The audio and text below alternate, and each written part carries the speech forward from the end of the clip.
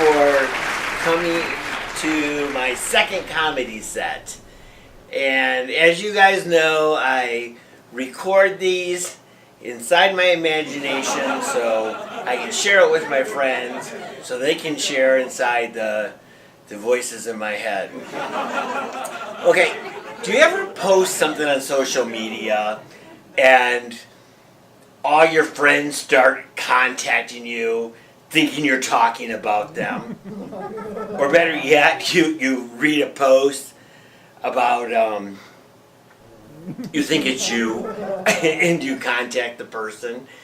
And I always think it's funny because people, I'll post something on Facebook, and not only sometimes do I get one, I'll get multiple people saying, "Are you talking about me? Are you talking about me?" As if I'm passive aggressive. There is nothing passive aggressive. I'm probably the most obnoxious person most of my friends know. And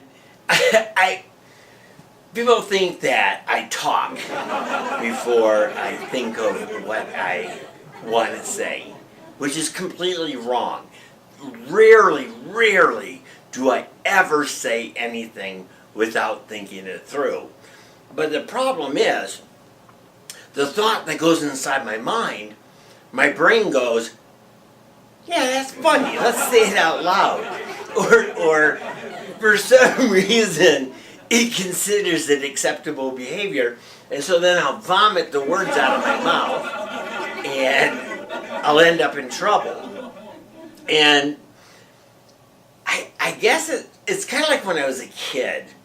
It's kind of like when I was a child. When I was a child, I come from a large family, and we'd all be in the living room, and my mom would come storming into the living room, and she'd be screaming, but she'd be screaming at me, because somebody did something somewhere, or whatever the stupid thing was.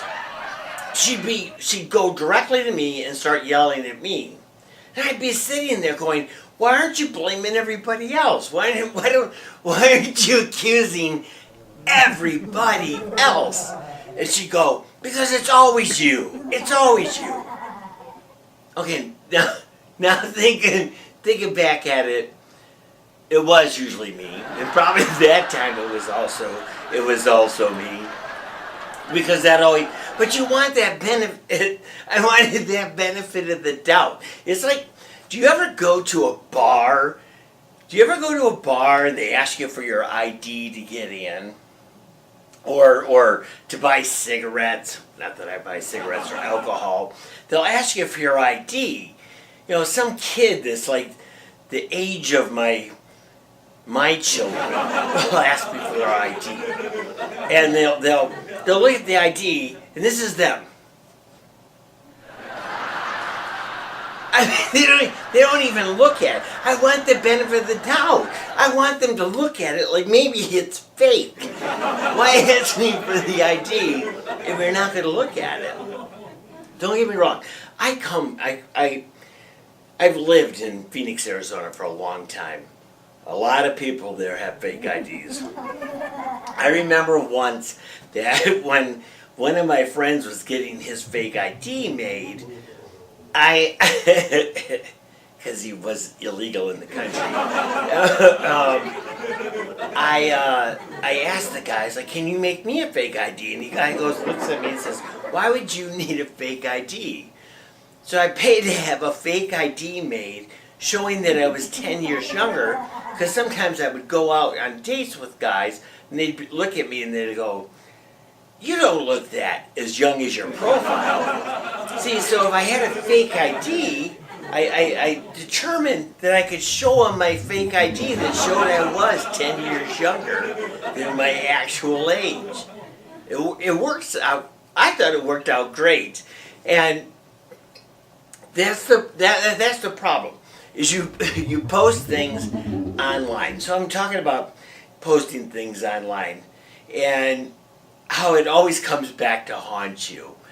I remember once I fired this waiter that was working in my restaurant, and he went online and he went to a dating app where he knew where I hung out and picked up people, and he downloaded the pictures that were on the dating app, and they were naked pictures,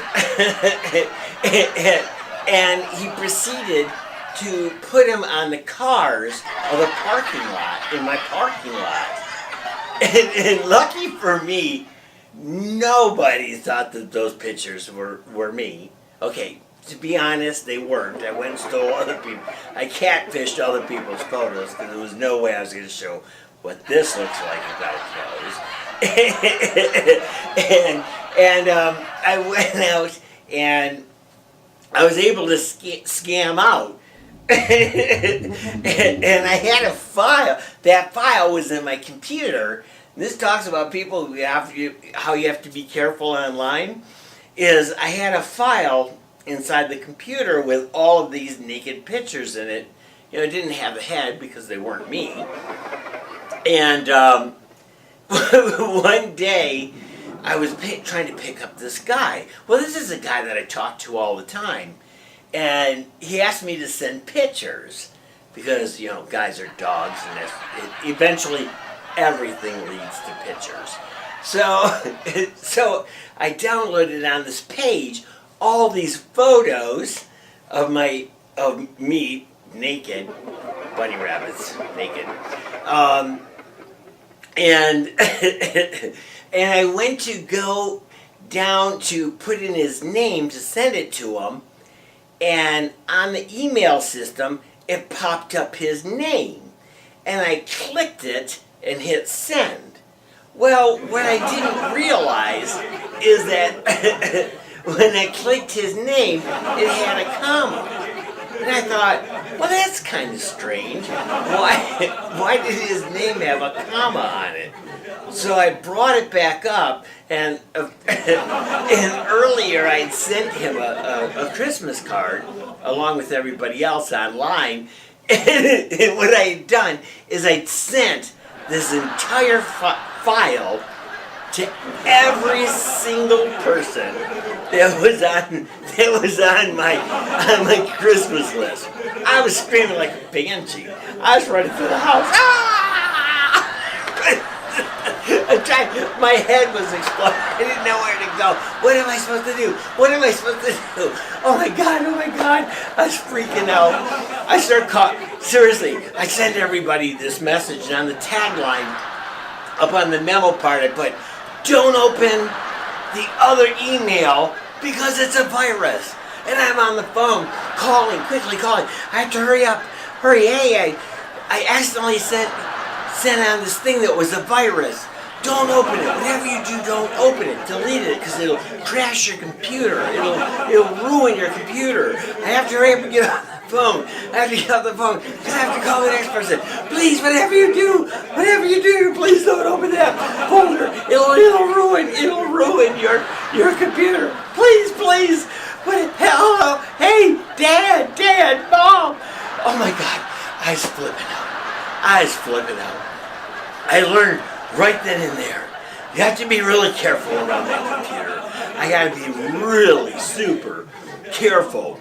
And I know I'm not the only person that's on the internet doing stupid things all the time. In my comedy, I try to change everybody's names. When I do my comic strips and the novels and the plays and all the other stuff that I do, I change everybody's names. In fact, I have a writing partner that was like his main function. It'd be like, hey Steve, what's the name? Give me a name for this. What kind of car do they drive? Because I had the story inside my mind that I would want to put inside the novel, but I didn't have names assigned to them. And my free flow of writing would instantly crash every time I had to create a name. So what I did is because most of my stories are based on real people in my life, friends and family. So what I did is I have a massive presence on social media, 2.6 million people. And it just became too much. So what I did is I opened up a small account and just told my personal friends and family, please come join this small account. Everybody else who wants to go on it can find other stuff everywhere else. I need to have the sanity of just having you on my account. Because what I did is they are the source that flows, my comedy is them. And so what I did is I opened up this account, and because I figure they make me laugh. If medicine is the best, if laughter is the best medicine, I'm going to live forever. I'm going to live forever. And if I don't live forever, it's because, well, I guess there's like a lot of reasons why I wouldn't live forever. But at least my friends will know I laughed. And so what I'm gonna start doing on my comedy bit is I decided all my boyfriends, ex-boyfriends, I'm gonna call Nigel Sheffield. All my friends, instead of calling out each one of my friends over and over, from now on there'll be Fred Cohn or a friend named Mabel. My ex-wives, plural. We're just going to call her Claire Kravitz. I'll take both my moms, both Michael's mom and my mom. We're just going to merge them together. We'll just call them Mom. But everybody else is fair game. If you're not a friend or the moms, you're going to be kind of probably outed. You're going to be outed. People like Michael, because I can't change Michael's name because everybody knows the joke is about Michael. I tried changing it to Murphy, but everybody knew I was talking about Michael. So it's like, okay, let's just get rid of the pretense. Let's get rid of the pretense and just make it Michael. Let's just make it Michael. Not. And speaking of friends, I once do you ever send a friend a personal message, a personal private message, or your family member, and they really don't know how to use social media? I remember once I sent Fred a message, and I said, "Hey Fred, I can't go out tonight because I have a heat rash. I have a heat rash from when we went horseback riding, and I can't go out." And he seriously posted on my profile the following morning. He posted on my profile this message said, "Hey Todd, I think the sores on your butt is a diaper rash, but it could be scabies. Can you please send a pic?" Now, he was being serious. Unfortunately for me, I didn't realize that this message was on my profile until I went on later that night. Well, by then, people were laughing hysterically in between the comments. And please, to whatever I do, please don't show my butt with sores on it. Even my ex-wife Claire, see, already using it. Even my ex-wife Claire had posted a snarky comment telling me that maybe next time I should probably wear jeans or pants underneath my chaps when I go horseback riding. It doesn't matter, because somebody got Fred back. Because what happened is, at that time I had a roommate, and Fred had the unfortunate opportunity where my roommate had found his dating profile online, and he wanted to sneak and show me Fred's profile and said, "Hey, look at what I found. Look what I found on this dating app. It's Fred's salty perversions along with his naked pictures and here is the link. Well, the roommate posted it on my Facebook profile. He had put it right on the top. So now, and not only that, because it shares everywhere else, now hundreds of thousands of people got to watch.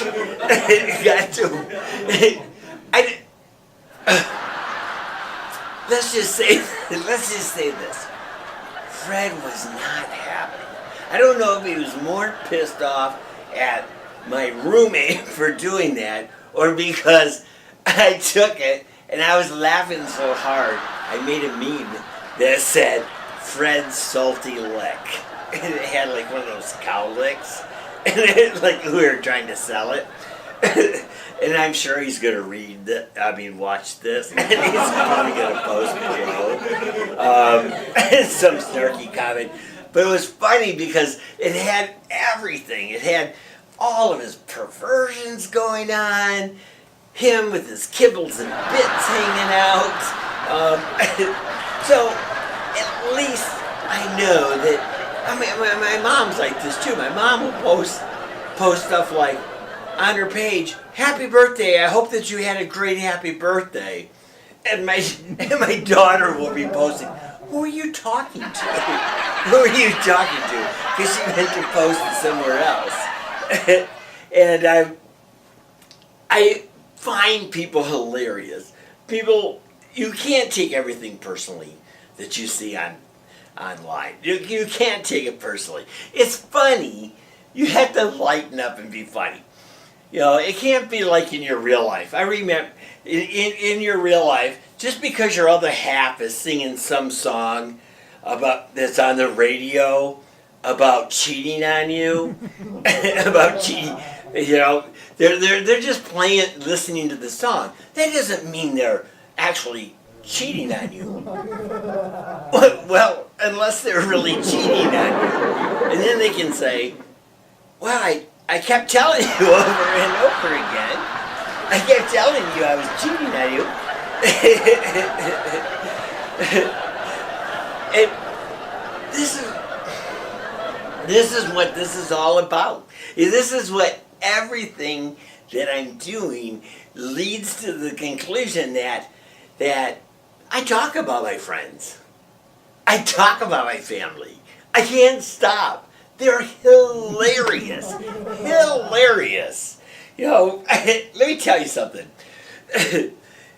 If I am talking about something and you think it's you, most likely it is.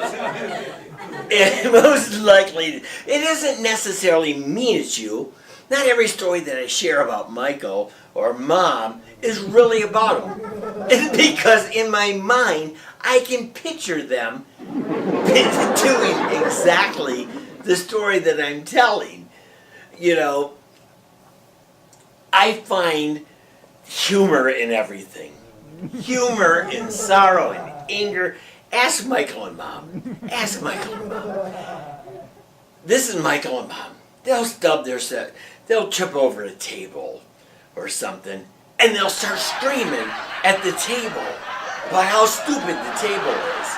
And they'll stand there yelling at inanimate objects all the time. Constantly. I find it hilarious. So finally I started saying, you know, Michael would like drop something, like he'd be eating, he'd drop the fork, he'd start screaming at the fork like it's the fork's fault. So now I sit next to him, now I'll look down like, you stupid fork, bad fork, bad. And the more he gets mad, the more oh my God, I practically almost pee my pants. So the next time you think somebody's on your social media account talking about you and they deny it, they're only denying it because they're terrified of how you're going to act. But not me. There's nothing passive aggressive about me. I'll let you know. I might not let my friends know. I might tell my friends, you're Fred Cohn, or you're Mabel, but you and I will know.